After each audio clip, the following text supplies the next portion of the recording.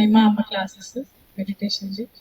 So third day అనగానే first కొంచెం confuse గా ఉంటుంది. ఆల్రెడీ మెడిటేషన్ అందరూ చేస్తూ ఉంటారు కదా, ఆ పర్పస్ లో వెళ్ళిపోతారు. కానీ హైమా అమ్మ క్లాస్ టోటల్లీ డిఫరెంట్. ఏంటంటే మనం డైరెక్ట్ విశ్వశక్తికి కనెక్ట్ అవుతాం దీంతో. సో ఎవ్రీబడి ఆ మెడిటేషన్ క్లాస్ లో కూర్చున్నప్పుడు మామూలు మెడిటేషన్ కాకుండా ఇది బియాండ్ దట్, అంటే థర్డ్ ఐకి కనెక్టివిటీ డైరెక్ట్లీ మనము థర్డ్ ఐకి కనెక్ట్ అవుతాం. సో అంత ఆపర్చునిటీ మనకి రావడం మన పూర్వ జన్మ సుకృతం కాకపోతే ఇంకేమీ లేదండి ఫస్ట్ ఆఫ్ ఆల్. సో దానికి మనం చెప్పాల్సింది ఏంటి, ఫస్ట్ హైమా అమ్మకి పాదాలకి చాలా అంటే చాలా ప్రణామాలు. అదైతే నేను చెప్తుంటాను. సో ఇంకోటి ఏంటంటే దేవతలు మనకు థర్డ్ ఐలో కొలు ఉంటారు అన్న సంగతి మనకు ఇప్పుడు హైమా అమ్మ ద్వారా తెలిసే ఉంటుంది అందరు, అది మీరు ఎక్స్పీరియన్స్ చేసే ఉంటారు. సో ఆ ఎక్స్పీరియన్స్ అనేది ప్రతి ఒక్కరు ఈ క్లాస్ విని ఈ క్లాస్ అటెండ్ అయ్యి ఆన్లైన్ అయినా ఆఫ్లైన్ అయినా మీరు ఈ అనుభూతిని అమ్మవారు సాక్షాత్ మనలోనే ప్రతి పర్సన్ లో ఉంది. ఆ జాగరణ స్థితిలో ఉన్న అమ్మవారిని మనము ఈ మెడిటేషన్ ద్వారా థర్డ్ ఐ క్లాసెస్ ద్వారా మనం మేల్కొల్పవచ్చు. ఇంత మంచి అవకాశాన్ని అమ్మవారే మనకు కల్పించింది. ఒకరినొకరిని చాయిస్ చేసుకుంటూ మనకి ఈ అవకాశాన్ని ఇచ్చింది. సో ఈ అవకాశాన్ని మీరు ప్రతి ఒక్కరూ వినియోగించుకోవాలి.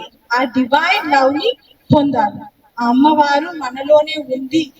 ఫోటోలో కాదు, ఫోటోలో పూజ చేయడం కాదు, మానస పూజ అనేది ఇంపార్టెంట్ అని ఇప్పుడు అమ్మ చెప్పారు.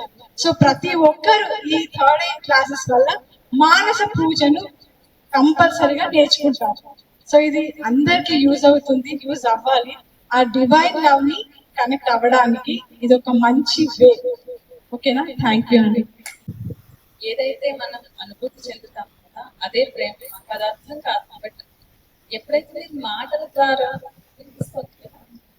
ద్వారా మీరు బయటకు వ్యక్తీకరిస్తారో ఇంకేం చేయనక్కర్లా, జస్ట్ ఆమె ప్రేమ అంటే తనే కదా లలిత.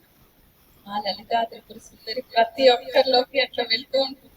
Just that energy. నేను పేరు చెప్తున్నాను అంటే మీకు అర్థం అవడం కోసం చెప్తున్నాను. ఏదైతే మీరు అనుభూతి చెప్తారో అది చెప్పినప్పుడు జస్ట్ ఆ ఎనర్జీకి మీరు కనెక్ట్ అవుతారు, ఆ వైబ్రేషన్ మీకు వస్తుంది. అంతకు మించింది అవసరం లేదు కదా. వందనకి ఎంత అంటే ఇంత డీప్ గా వెళ్ళిపోతుంది. జస్ట్ వెళ్ళిపోతుంది అంటే she left her consciousness of body.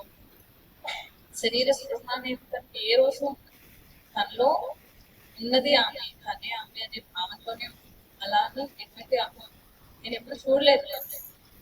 అంత లైక్ సరెండరెన్స్ అంటే నేను అనేది తీసేసి నువ్వే ఉన్నావు, ఇంకెప్పుడు నన్ను పిలుచుకుంటావు అనే ఒక తపనతో మనం అడుగుతూ ఉంటాం చూడండి, అదే ఎవ్రీథింగ్.